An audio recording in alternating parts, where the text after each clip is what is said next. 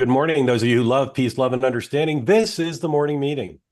Dan, Sean, and I are going to walk you through the day, then kick things around, and then take your questions. As always, we prefer people to be in the spirit of this platform. The presumption of grace for all, spirited conversation allowed and encouraged, but not personal insults. If you're in the chat on YouTube, thank you for joining. Jonathan, that is a cute kid. Wow.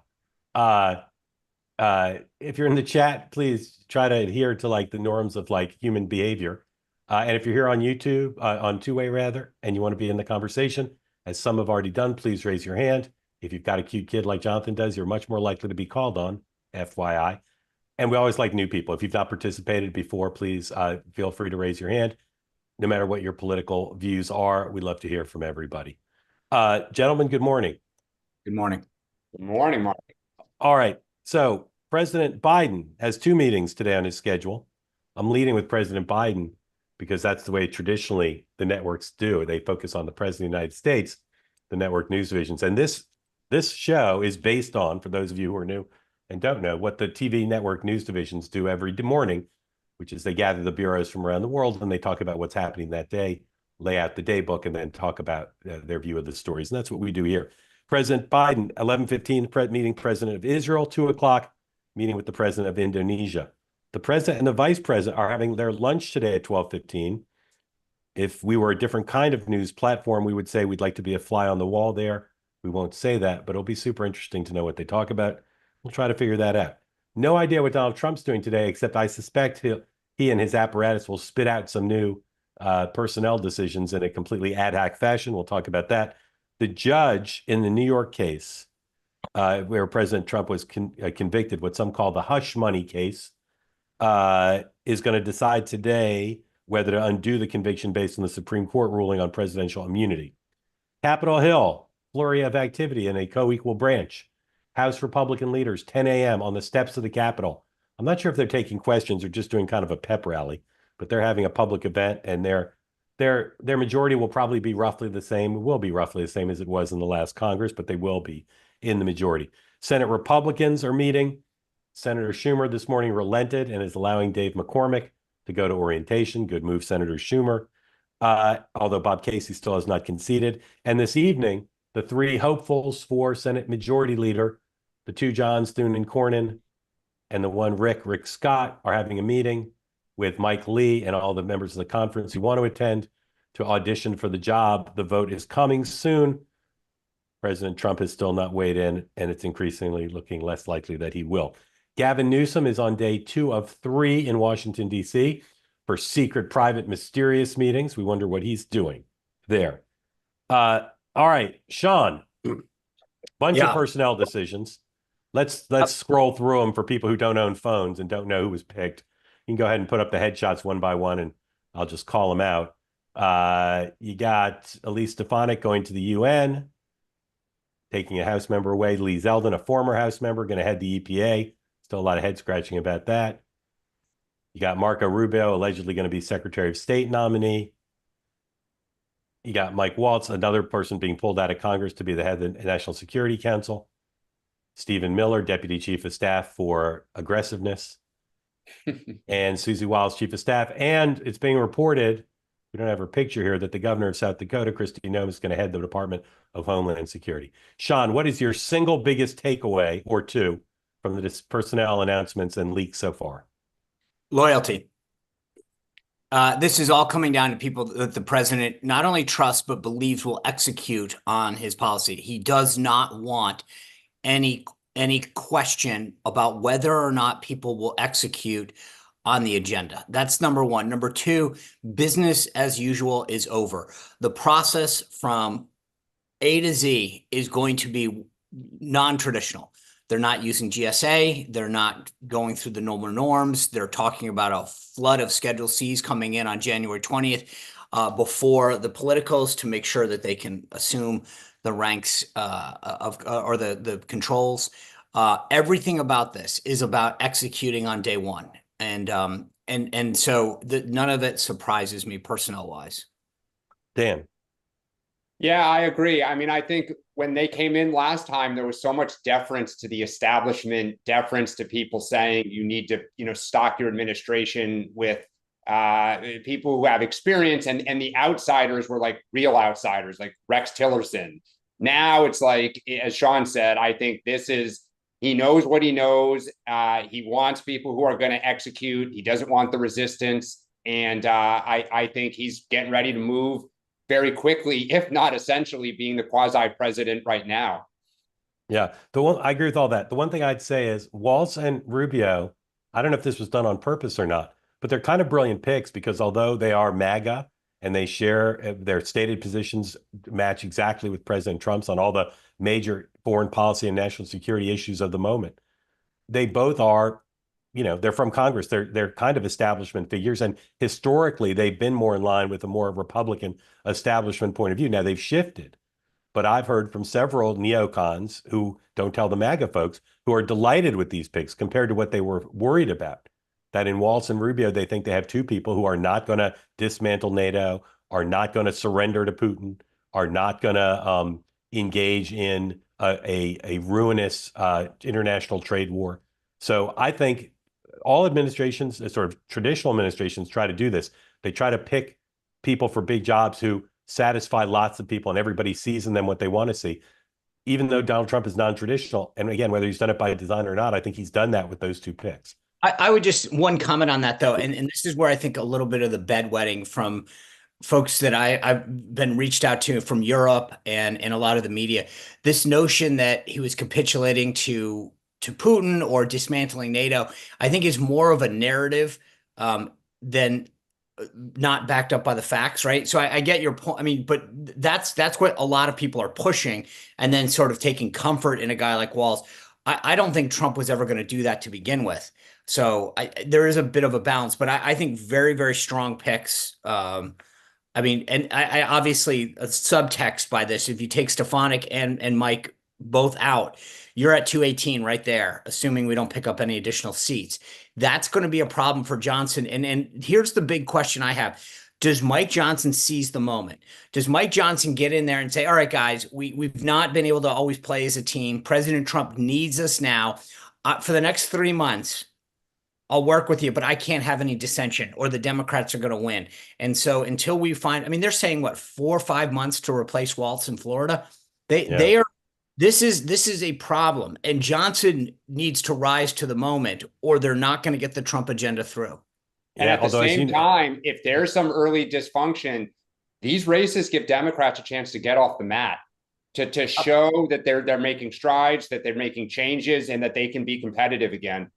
Yeah. Paradoxically, as you know, having a smaller majority is sometimes an advantage because you can say to everybody, we don't have a margin of error. Everybody has to vote. And that's why I'm saying, Mark, I think you're right. It's an opportunity for Johnson to step up and say, guys, we're a team. President Trump needs us right out the bat to come out cohesive and strong and to get and supportive of him. And if you want to be the one guy or woman that screws this up, that's not, it's going to show. And I think, but it's imperative that Johnson be the leader that they need right now. Yeah. Or somebody needs to be the Tom DeLay. Yeah. Yes. So there's a bunch of jobs, and some of us are interested in who the assistant secretaries are going to be. But for people who care about it, the main jobs, Secretary of Defense, Attorney General, White House Press Secretary, White House Comms Director, some of the other cabinet jobs. Sean, do you know anything or do you have any guesses about anything you want to share for who's up for which jobs at this point? Yeah, so there's a really interesting that goes on, a dynamic that's happening right now. You've got people who want the job. So take press secretary, there are people auditioning for it. And then there are people who Trump is interested, and that's not necessarily the same group. There are people that he has seen as surrogates out there in a variety of capacities that I know that he has an interest in. And not all of them are people that are angling for the job. So there are two kind of groups, and that's the same thing. You saw that with some of these senators taking themselves out of play, where they're basically realizing that this may not go well and they don't want to look like they didn't get picked. So they're saying, I'm not going to keep getting a job. I think the angling for some of these top jobs, there's, like I said, in almost every case, two schools. The ones that are angling for the job and the ones that some of the folks in Trump world, including himself, are eyeing. And it's not always a concentric circle. Right. So you don't have any names you want to give us? I not at this moment. All right, Dan. They're not sharing names with me. All right. I'm waiting for Sean and your reporting. I will just say, look for people who have the name Scott to get big jobs. That's all I'm saying. Look for people with the name Scott to get big jobs. All right, Sean. The Biden administration was awfully deferential to Congress. Every White House goes through this. They didn't really try to write bills all that often. They were kind of hands off, not entirely, but more hands off than most. What would you think the Trump administration's posture is going to be towards Congress? Will they be telling them what to do or letting them act like a co-equal branch? Who's Congress? It's an ostensibly co-equal branch. Yeah, they're going to bunch of say, them. hey, we have a Christmas party and a picnic that you guys can come to. Outside of that, please stay out of our way. Well, I know they're going to do a lot of executive orders, but when there is legislation, like the tax bill, do you think they'll let Congress do its will, or do you think they'll be different? So if past this prologue, here's what I'll tell you. The president cares about certain things more than others. And I think when it comes to immigration, they're going to have to kick off with tax reform only because that expires. So they have to address it. And it's a legacy issue for Trump. I think he's going to care about certain things in that. It'll be interesting to me, something like the SALT, the state and local tax deduction that was part of it was carved out of the last one. A lot of desire to get that back in, or at least part of it. So I think he's going to care a lot about that and work with them. But Johnson and whoever the next leader is in the Senate, I think are going to be largely deferential. Who he picks for Domestic Policy Council and National Economic are also going to be important. Are they strong people? Are they advocating for certain things on President Trump's behalf? Because that's equally as important. Remember, the president isn't sitting around on a day-to-day basis in the nitty-gritty. And so the question is going to be, who is leading on the staff side on some of these things? What do they think of Congress? What do they think of the Ways and Means chairman and the leadership? You think JD will play a big role in dealing with Congress? I asked him that question the other day, and he wants to be involved in tech. He said, obviously, I've been in the Senate, but he kind of demurred a little and said, but I don't want to be pigeonholed as the guy. So I think it's going to depend on the issue as well. There's certain things that he seems to care more than others about. And you don't have a chief of staff in Susie who comes from, government of the Hill. So that's not so. I do think it's going to depend on who some of these key staff positions go to, how that dynamic plays out. Yeah. Dan, what will the progressive base's attitude be towards Democrats who work with the Trump administration on legislation, do you think? I think that's going to be one of the first great questions for Hakeem Jeffries and Chuck Schumer. I mean, in the Senate, you've got some folks from red states that are going to be up, or, very purple competitive states that are going to want to show that they can work with him early on. And I think in the House, I mentioned this the other day. I mean, Nancy Pelosi for 20 years absolutely said to the caucus, we are not going to work with George W. Bush. We are not going to work with Donald Trump in the first term. We're going to make them sweat for votes, like make them earn every inch on the field. And we're not going to bail them out. And if we do, we're going to maximize, our leverage and extract a pound of flesh. She is an incredible tactician. She understands the caucus very well. And she really believed, in that strategy. No one knows where Hakeem is going to come down. He's much more cautious. He does not have the relationships throughout the, various factions and the power centers within the caucus. I think he is always going to be looking over his shoulder a little bit. And he's young and he sees himself as having a bright future. So I think it's a great question. The Democrats are back in town today. I know that talking to some staff, this is something they're all trying to flesh out. I also think a big part of this, and it goes, Mark, to your previous question to Sean, is all presidents have maximum capital those first few months. And in 2017, Trump started burning it down pretty quickly with the healthcare fiasco. The tax bill dragged until early into the next year. If Trump starts to kind of leak air, I think Democrats will be emboldened to not work with him. If he is passing things and Congress is agreeing to stuff, then I think you'll see Democrats start to cave the way they did to Reagan, because they'll see it as in their interest. So Dan's right. I mean, like, every president out the gate has to decide what those 1, 2 things are, because you're spending your political capital down out of the gate. The one thing that's going to be interesting, I keep mentioning staff, but I can't tell you how vital this is President Trump needs a strong legislative affairs staff, because getting back to the Dems, at best, you have a 220, 221, Republican majority in the House. And one of the mistakes that I sort of thought happened in Bush, at the end of the Bush White House, is they had burned down all relationships with Pelosi's staff. And so Trump can pick off 1 or 2 members here and there based on, some of these swing districts and say, hey, we'd love your input on this. We'd love your vote. And that will bring along. Hakeem Jeffries is not Nancy Pelosi when it comes to putting down the hammer. And there's an opportunity, I think, for Trump's team to build relationships. And it sounds very pedestrian, but I think we all know this. Dan knows this as a former chief. A legislative affairs staffer walk in and saying, hey, don't worry about this. We got some constituent tours that we're going to take care of for you guys. That care and feeding can go a long way when it comes time for key votes. And think about George W. Bush with the education bill, the way he cultivated Teddy Kennedy right away, the way he got some momentum going early on, as opposed to coming in and trying to kind of just, go right up the middle and play smash mouth football. I also think for Trump, a big issue is these bills get ground down once they get into committee, because everything's parochial. And so any cut you're doing, any, reallocation of money, the members start fighting with each other, like family fights, Republican on Republican, to make it really simple. Are you going to build my bridge or your bridge? And that slows everything down. And that's where you need a White House or a Tom DeLay to crack heads to keep everything moving. Because if Trump tries to be the producer and he only cares about the big picture stuff and kind of setting the daily narrative on cable television, and nobody below him is keeping the ball moving, you can get ground down, burn through your capital, and find yourself in trouble real fast. Right. I'll be super interested to see what he puts on the agenda that can divide the Democratic Party. Yep. Equivalent to. I mean, just think about like tax reform. You add that SALT back in, and suddenly you got a lot of blue state Dems. Yeah, like Hakeem Jeffries.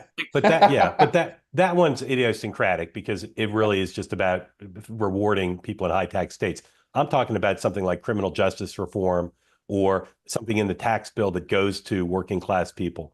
In other words, if they have a strategy to further divide and undermine the Democratic Party on policy, they can use the advantages they have now of unified control to really put pressure on the Democrats, to really divide them, and also to try to get bigger majorities for things. And I'll be curious to see if they do that, if that's their strategy, if that's their attitude. Yep. And all right, let's bring people down to the White House, put them on Air Force One. Exactly. And that can be members. It can also be Democratic governors, right? They can go to Democratic governors and say, hey, you want to play ball on some project? Do you want to, be part of announcing something? Because again, he's the president for 4 years, and they've got the majority, and it's good politics and good policy if you're in that position to divide the other party, and we'll see if they do it. Dan, real quick, we kicked off last night our series on future to be a forum for Democrats to come and Republicans to talk about the future of the party. And tomorrow night we'll do another one with Steve Elmendorf, longtime Democratic strategist and lobbyist and fundraiser, who worked on Capitol Hill and has been in Washington a long time. What do you see in the last 24 hours, if anything, of green shoots of Democrats getting their bearings at all? Anything? Yeah, I mean, I think the thing that I keep monitoring is the far left, both in Congress and just kind of the activists, to see kind of, are they getting frustrated that people are pinning this kind of on the woke culture stuff, on potentially going too far left with a lot of the way that they treat and talk people? I still see nobody standing up and saying, like, enough, we should be proud, we have nothing to apologize for. Like, just even monitoring the congressional wing, they're staying parochial, they're staying out of this. Like, there's more conversation about we need to make change with very few pushback. The only people still pushing back are cable pundits, who I think it's due to their ratings. They just want to keep feeding the flames. Right. So you're saying it's the progressive dog who isn't barking, is what you're saying. Yep. As somebody just put in the chat, and again, I almost never look at the chat, but it flashed by my eyes. The exception, which a lot of people are pointing to, is what's happened to Seth Moulton. He's gotten pushback for commenting about kids and trans in a way that some people think is exactly what you're talking about, mostly not seeing. I think you're right. That's the exception, but it might be the exception that proves the rule. Yeah, I mean, I think there is a little bit, and yes, the Seth Moulton example is one, but I mean, look, you can't turn on the news and not hear conversations about the transgender issue and the potency of that ad. And if 1 out of 20 is pushed back on, that's a pretty good batting average for progress. All right, let's go to you all. Thank you for joining again. If you want to get in the conversation, if you're here on two-way, please raise your hand. Leslie Miller, welcome in. Hi. Tell folks who don't know where you are, who you voted for in the election, and what's on your mind, please. I voted for Trump, and I'm dual citizen of Australia and Texas. I grew up in Texas. I sound like I grew up in Texas. And I live in Sydney, but I'm from a small East Texas community. You know, my daughter went to school her last years here and then went to the university here. And so the contrast of those, and then helping asylum seekers in Australia, and then coming here and seeing, you know, the school that my daughter went to is a majority minority school. And this county went 80% Trump. And I just looking at the policies and putting the rhetoric aside, Trump's immigration policy looks more compassionate to me, particularly coming from Australia and seeing how Australia has handled their immigration policy. And so I just want to put that out there, that I want immigration fixed for I think it causes chaos throughout Latin America at the moment. And so that's really important to me, but I hate that I'm considered a bigot because I want that solved for the immigrants that I know, both here and then again, like I said, we know lots of immigrants in Australia, and it just seems like a fair system over there. And it seems like that's what Trump is aiming for. When you listen and put aside the rhetoric, put aside the fact that he's been told by people on the border to say nothing about immigration and all of that. So sorry, that's what I've come here to say. No need to apologize, Lacey. That's brilliant. Sean, then Dan. Yeah, I think you've seen the polling on this. Most Americans, because I think the way the media frames it is one thing. It's most people see it in a very different way. It's not, if you care about kids and humanity, then watching women and children get trafficked over the border is not something that we should be for. And so they love to highlight certain aspects of it. But if you care about protecting children, the trafficking of women, the fentanyl that's coming into the country, then a secure border isn't just about getting people in and out. It's about making sure that we do it in a lawful and orderly way that makes sense for our country, but also that protects people. Dan.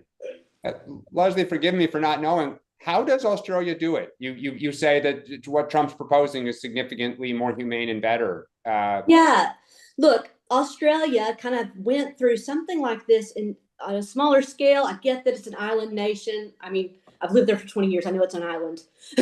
But in 2006, 2007, they decided that not allowing people to arrive by boat was inhumane. And so they rescinded that policy. They had a no boats policy, which sounds a lot like the Remain in Mexico policy, kind of similar.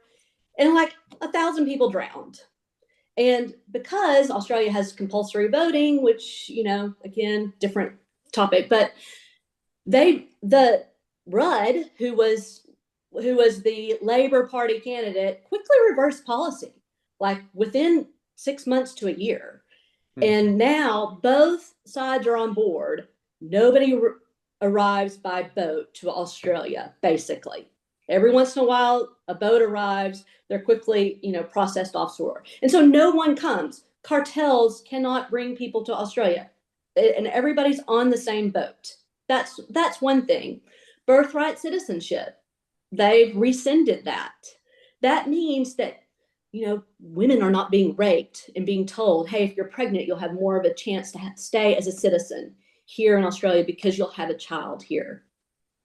I'm not seeing like the propositioning of women, because men want to have a child here in Australia, in the US. I'm actually in the US at the moment. You know, the relationships where you feel like the man is trying to have a child here in the US so that he can stay here and be the father of a citizen. We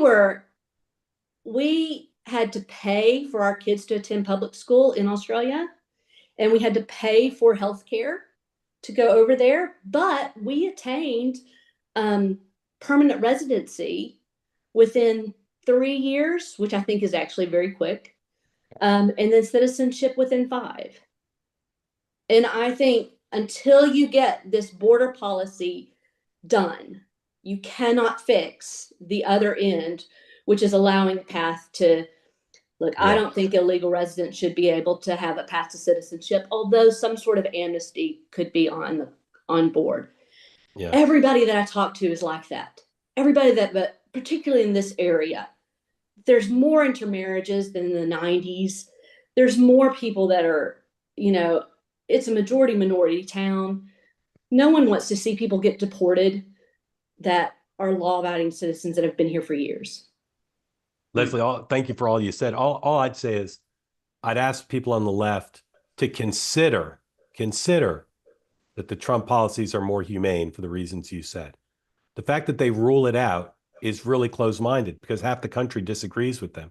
And the guy who won ran on that platform. So I just ask people on the left, just consider the Democratic policies and the human suffering that they caused for both people coming to the country legally and American citizens. And then consider the alternative that Donald Trump's proposing and be open to the fact that that may be more humane. Yes. That's all I'd ask. And a consistent policy means we're consistent with, like, people know the process to go to Australia, honestly. Yeah. And we know this. We've had like Nigerians and Bangladeshi citizens in our home that are looking to do that process in Australia. And we know what they think about the Australian processes versus the US process. Yeah. Leslie, did you develop an all an Australian accent when you were over there? No, my son has an Australian accent. He looks just like us. People ask if he's adopted. But my daughter's here going to university here, and she sounds more and more American. Can you say put another shrimp on the Barbie with your Texas accent? Nobody says that. No, with your Texas accent. Of course they do. They call them prawns for one thing. Prawns. All right. Leslie, thank you for joining. We hope you'll come back regularly. Very much appreciated. Thank you, Mark. Thank you. All right. Leonardo, come on in. Tell folks who don't know where you are.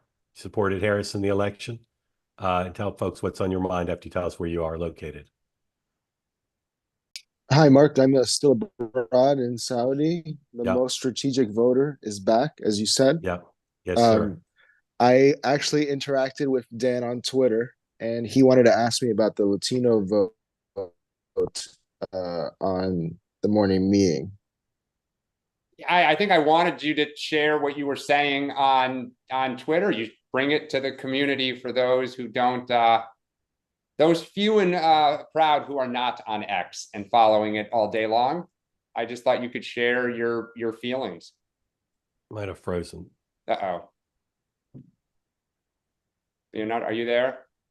Yeah, Leonardo, I'm sorry. I think you're frozen. We're gonna try to get you back if you can fix your signal. Mr. Farley, welcome in. Oh, you're muted. Unmute. Back from Harris supporter back from Montana. Go ahead, sir. Yeah, Harris, Montana. We were Trump was plus 20 in Montana, and Women's Choice though was plus 15. So a mixed result here.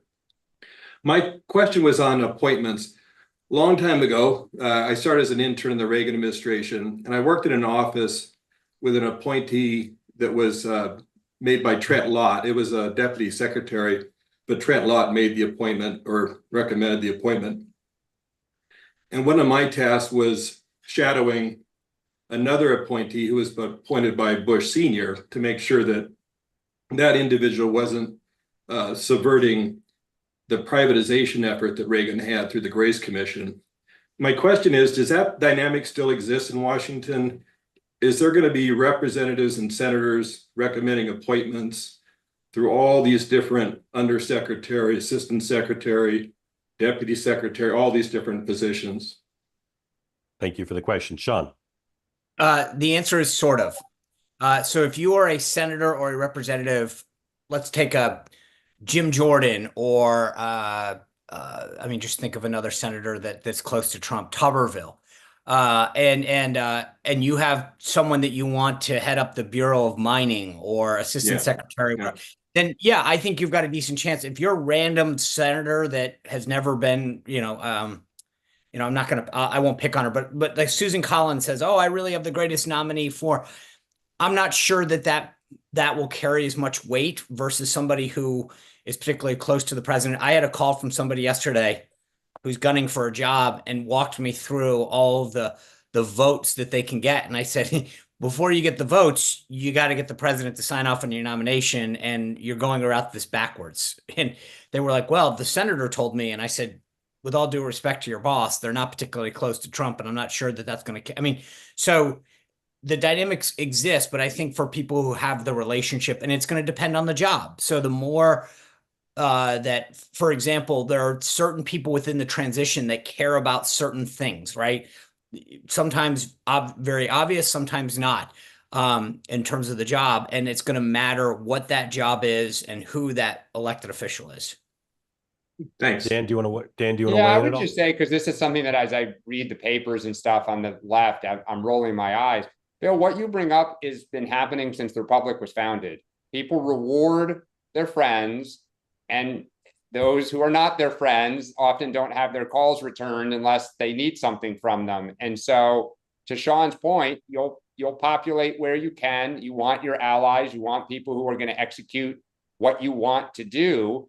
And those who don't, I mean, this is what Bill Clinton and Barack Obama did the same exact thing. Yeah, there was a lot of tension between Bush and Trent Lott's appointment.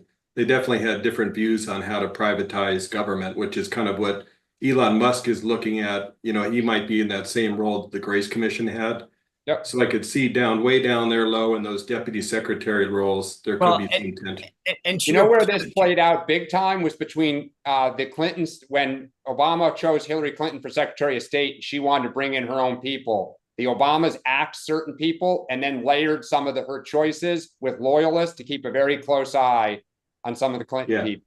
Yep. Yeah. So Bill, that thank you. The layering is going to be a question, but I will tell you that the conversation, we had a lot of that last time where, the president would say, and you can bring in some of your folks, and then the office, it's called PPO, Presidential Personnel Office, would say, there's 12 positions. You can choose 2. We choose 10.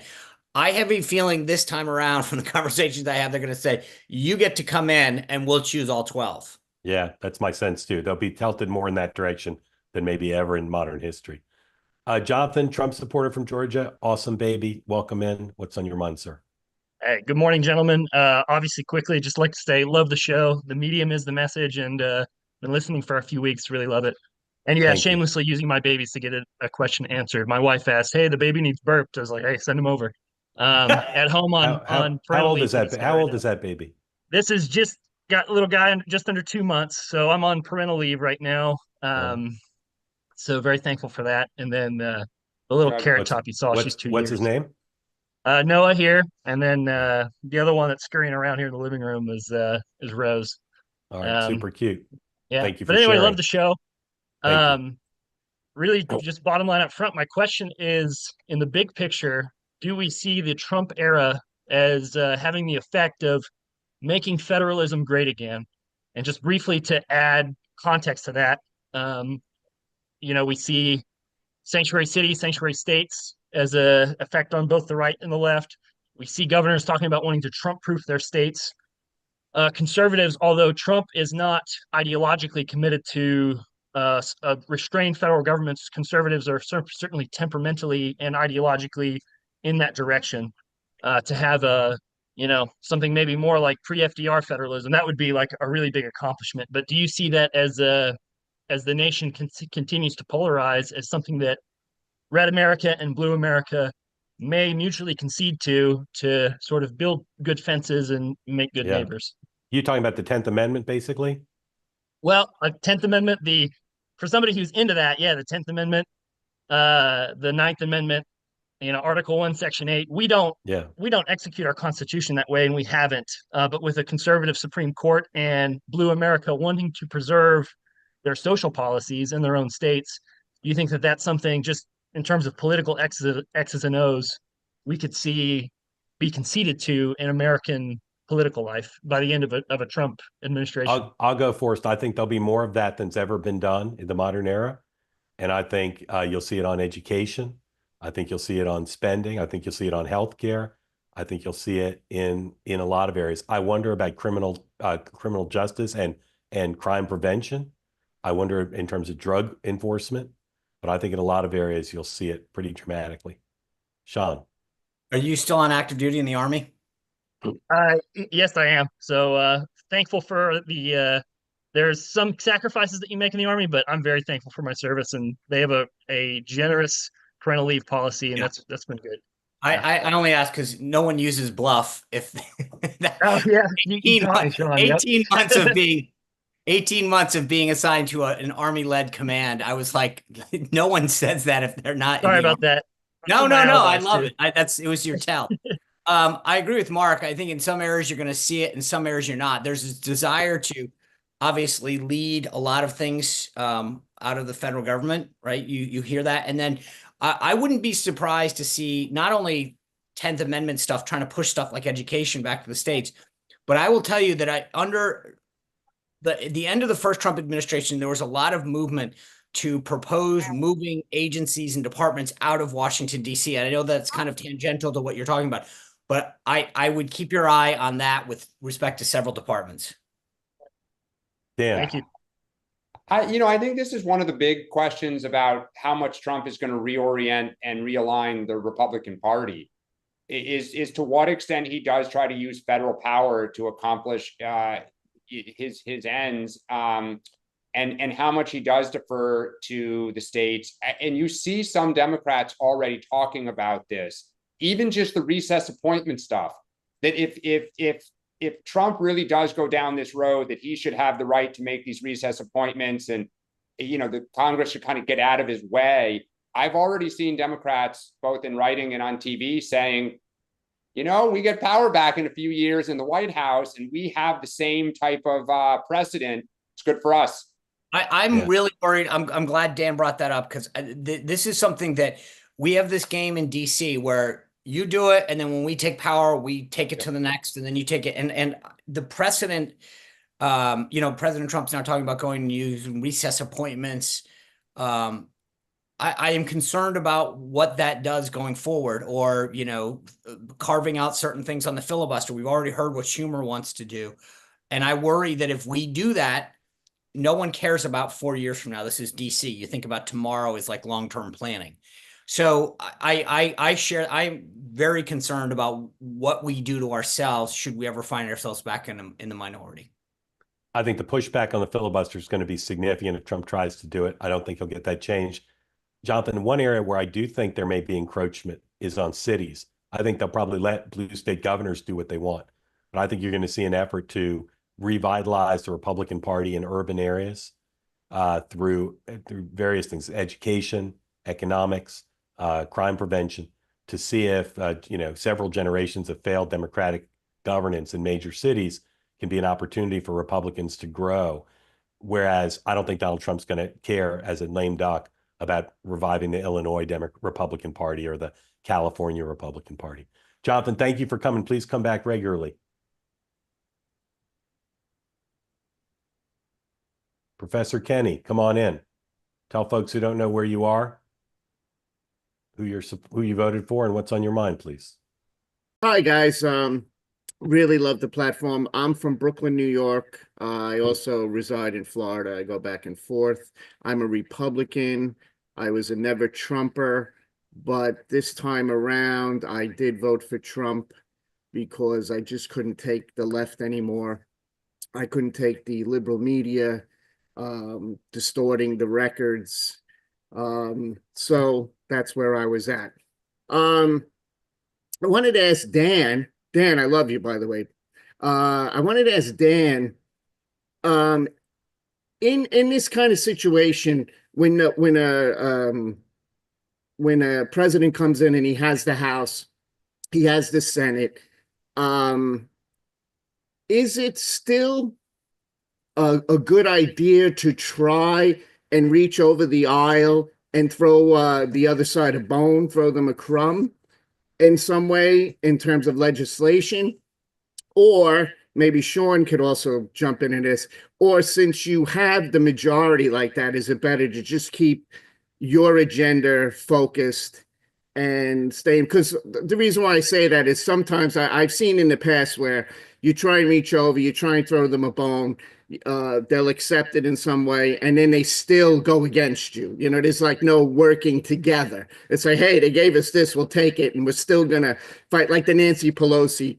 We're not going to work with Bush. We're not going to work with anybody. So because as an American, I'm always open to, I could vote for a Democrat. I loved Paul Tsongas back in, when he was running with Clinton. And that's another, I don't want to get off track too much, but I think the Democrats really need to get more in road with Clinton politics, more centrist. I never liked Bill Clinton, but I'm an older guy now, and when you reflect, you say, geez, Clinton wasn't so bad. It's just that we had the Rush Limbaughs and then Newt Gingrich coming after him, and making it very hard. And of course, his personal demons didn't help him at all. But he wasn't a bad president. I would say that. I would think he was a much better president than Obama was. I voted for Obama the first time, and then I voted for Romney. Thought Romney would have been a great president. But right, I'm sorry. So let Dan answer. I'm sorry. Thanks, Mark. Let Dan answer. All good. All good. Dan, go ahead. I would share. I think Bill Clinton was a great president. I think you reach across the aisle if you think you can, if the other party will accept your hand. And I think strategically, if you can break the other party, you can split them the way, let's say, George W. Bush did on education, where he got Ted Kennedy on board. And, once Kennedy was there, a lot of people kind of fell in line. I think the other side of that is when Barack Obama tried to work with Republicans on healthcare, and Chuck Grassley famously said, they were like, we've given you everything you want. And Grassley publicly said, I still can't vote for this. And Democrats were like, see, told you, you wasted your time, you burned your capital down, and now we may not get this. So I think you try, because it's always smart politics. If it's bipartisan, it's good for you. But if the other party just doesn't want to play ball, I mean, it's a decision you have to make. Are they genuine, or are they trying to drag you out to slow you down with landmines? Sean, do you want to weigh in? I would just say, I think what you will find in Donald Trump is very transactional. If he believes that a Democrat wants to work with him, he will gladly bring them into the fold. He gets how to make a deal. And so if he thinks that so-and-so, and I would say just strategically, if a Democrat is from a swing district, there's an opportunity for them to reach out and say, hey, I'm going to be with you on this, this, and this. And I guarantee that they will be taken care of. So, I mean, politically, they might have to deal with how they navigate that. But I will tell you that Trump has no problem when it comes to cutting deals. That's kind of his MO. Professor Kenny, thank you so much. Appreciate it. Come back again, please. Mark and Sean, I have a question for you on that front. In the first term, my sense was Trump loved the few times the New York Times praised him. Do you think he enters the second time here still craving deep down that affection of, like, if he cut a deal with Democrats and had some Democrats there and got some positive coverage in those old, traditional press, it just makes him happy? Oh, the traditional legacy. Anymore. Yeah, I mean, the legacy media, it's not just the legacy media, although I will say, like, Time Magazine in particular, the New York Times to him is his hometown paper. Yeah. And I think it's in its own orbit. But I will tell you, he's been burned. He did criminal justice reform, and I think he felt like, hey, I bent over backwards and I didn't get the recognition that I thought I would get. So he's not going to be I think he's going to be a lot more cautious about what he does to get that, but he's a lot wiser in terms of how the media portrays anything he does. I agree. Brett, welcome in. Harris supporter, where are you? Good morning, Mark. I'm out of Oklahoma. Yeah. So swimming What upstream here what in this percentage of the state. vote did the vice president get? Do you know? Oh, I don't know. I don't know. Yeah. Probably not enough. Yeah. Do you play Beyonce on your boombox while you walk down the street? That's one thing I don't do. Okay. What's on your mind, sir? Thank you for joining. Absolutely. Thanks for having me. I don't have a cute baby like Jonathan, but I would echo his comments that the platform is really unique, and I certainly appreciate it. So thank you to all of you. Thank you. So I care deeply about our military, about the DoD. I think the military has become politicized on every side over the past several years, which I think has been bad for recruiting. I think it's been bad. It's against the American tradition in general. So I'm always looking out for that. And so I'm curious if we can read anything into Senator Cotton's taking himself out of the running for DOD, if we can read anything into that. And I'm curious, those conversations with the service chiefs, the 4-star GOs, when President Trump meets with them, I'm curious if any of you have thoughts about how those meetings will go, if there's going to be any expectations with those apolitical leaders. I think a couple of them are newly in position, and usually that's a 4-year gig. So I'm wondering if you have any thoughts on that. The answer to your first one is Tom Cotton has 2 young boys, and I think he didn't want to be away from them. As demanding a job as senator is, Pentagon chief's got to be on airplanes all over the world a lot, and I think that's I believe that informed his decision. Sean, I'll kick it to you for that. Confirm or deny, and then answer the second part, please. Confirm the first part. Second part, just to be clear, any opinions I express on the DoD are mine and mine alone, and not those of the Department of Defense. I would say that if you have more than 2 stars on your shoulder, you might want to be very careful about past comments you've made in any areas regarding DEI, etc. So the politicization of military general and flag officers is not something that has gone unnoticed. I'll leave it at that. Okay. Good. Brett, how'd you find out about two-way? Oh, unmute. There we go. Sorry about that. I think I felt, Mark, I've seen you in various ways over the couple of years, and when you popped up on my YouTube feed with this new platform, I was curious, and I've been hooked ever since. Hey, Brett, can I ask, is your concern just altruistic? You care about the military in general, or have you previously served? I just care about it's very important to me that when people think about the military, they don't think about it aligned with any party.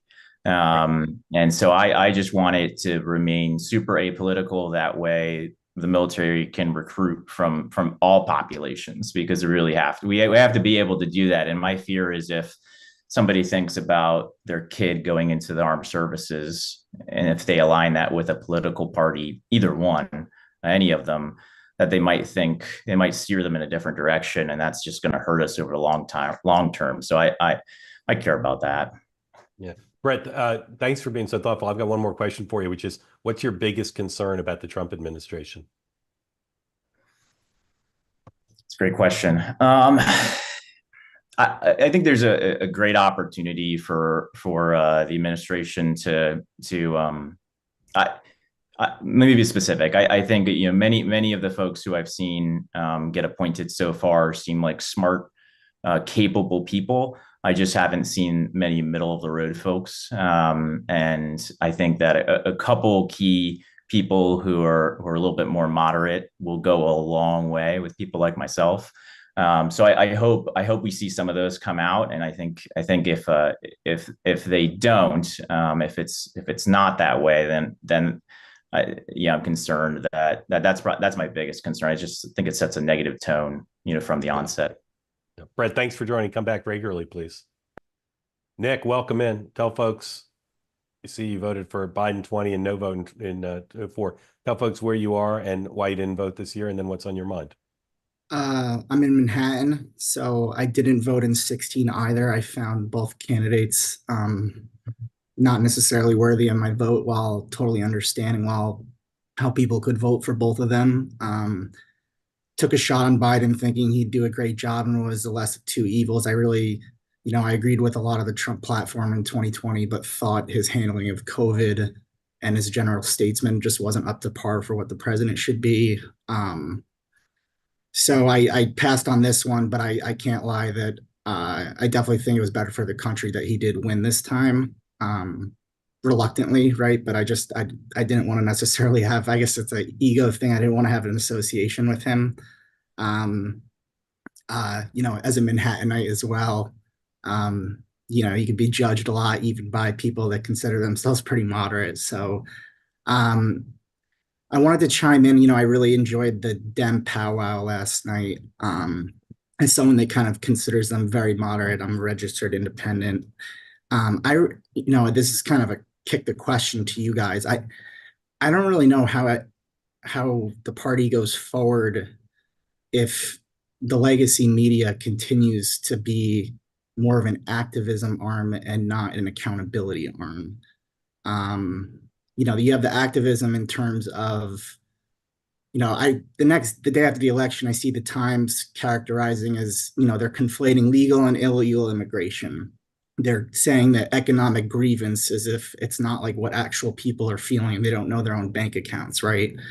And then on the accountability side, I mean, the elephant in the room is I just don't understand how anyone can think they can be trusted if they were unwilling to call out the decline in President Biden's mental and physical acuity, right? So, and then, you know, you just play a butterfly effect and domino effect from there, right?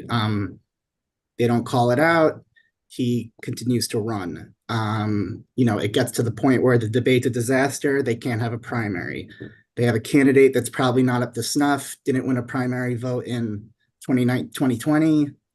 And there you have it, and Trump wins again. So, you know, half rant because it's just found it very disappointing. But then also you know, what can your average Joe like us do to kind of get people, other than having them watch two-way, what can we do to just somehow get more accountability, right? Because it's just wild to me that you know, we're here. Yeah. It's crazy to me.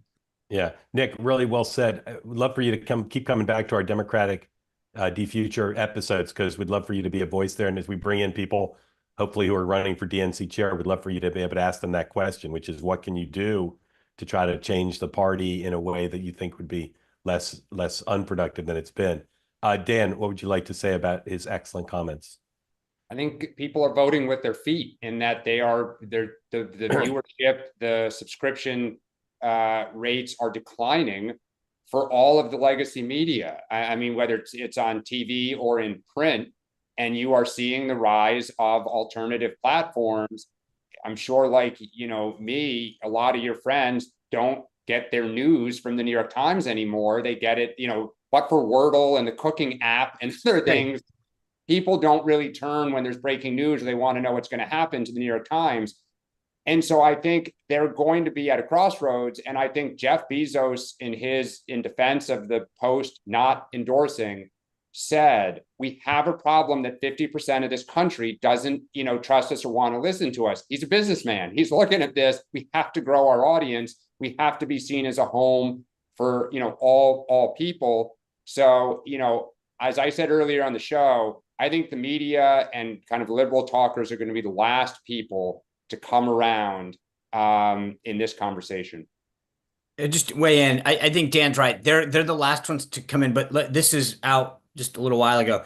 The ratings for MSNBC: Morning Joe down 39.6, Andrea Mitchell down 39.7, Ari Melber down 49.6, Joy Reid down 54.6, all in the last week. Lawrence O'Donnell two ways way up over that same period. That's right. By the way. Lawrence O'Donnell down 60.6, Stephanie Ruhle, the big winner, down 67% in ratings. They lost the trust of the American people. I mean, Chris Wallace this morning announced that he's leaving CNN to go to a platform. The thing is, you know, my view, I've been asked probably by about 10 to 12 reporters in the last 48 to 72 hours, how did we miss this again? And I said, we didn't, you did. And I say this respectfully, but I was just like, look, here are the guests that we've had on. Here are the conversations. Here are the places. We didn't miss this. You did. And the idea that you're still thinking that we missed it, 7 days out from an election shows you how bad they are at what they do. And so I think that there's a lack of trust that exists, and as Dan said, very, very apropos, that there people are going, great, I'll tune you out and I'll go find somewhere else. And Mark's right. I mean, look at the numbers. This show keeps growing every day because people, I think, are saying, I can find out more honestly what's happening on this platform than anywhere else. So look, that's why I love America. Every time someone says journalism is dying, I go over to Substack. Look at these different shows. I mean, there's a proliferation of media. It's in a different form, but it is growing and flourishing, just not in a traditional way. I will say this, and it's at the risk of repeating myself. The very same executives and producers and anchors and correspondents and writers who covered and participated in the cover-up of the Biden decline, and then after the decline had to be exposed and acknowledged, never acknowledged their role in it. All those people are covering the Trump administration. They also covered the campaign. I don't understand how they think they can cover the Trump campaign fairly or Trump administration fairly or be seen as covering the Trump administration fairly if they don't acknowledge their role in the conspiracy and their failure to acknowledge it. It just doesn't make any sense to me. And it impacts the Democratic Party because we've talked to many people on this platform, and Nick, you suggested you share that view, who said, I couldn't vote for Kamala Harris because of the media. Not the only reason, but there's a a few reason. things, obviously your platform too, but I think as being someone living in Manhattan, right? I don't know if anyone read Josh Barrow's Why Dems Deserve to Lose in the Atlantic. And, I'm not exactly aligned with him on all his views, but he went through this kind of distillation of anyone living in New York right now, just to seeing like the low quality of life. And then the media basically pretending that, if you have that voice, you're lying or it's just not true. And I don't know, I just think it's just not a reflection of they're not trying to listen to people. They're just trying to get their point of view across, unfortunately. And it manifests in that way. And it manifests in like you said, Mark, the inability to call balls and strikes with the current president, unfortunately. Yeah. Nick, thank you for joining. Come back regularly, please. Thank you. Really appreciate it. Dan, anything you want to say before we close? I mean, Nick, look, as a fellow Manhattanite, there's two issues that the Democratic press still won't really talk about: crime in this city and the immigration problem. Forget the FBI statistics, forget what they write. You just talk to anyone in this city, you walk anywhere in this city, every Uber driver, shop owner, every CVS that's boarded up with plexiglass and armed police officers everywhere, the people on the subway platforms, the people selling fruits in park, like, people see their own eyes, and the papers just don't really want to talk about it anymore because it feeds a narrative that they don't want out there. Sean. Agreed. Right. I'll be back at 6 tonight. Zach Carabell we're talking the Trump economy, and some other guests will join us. So see you at 6.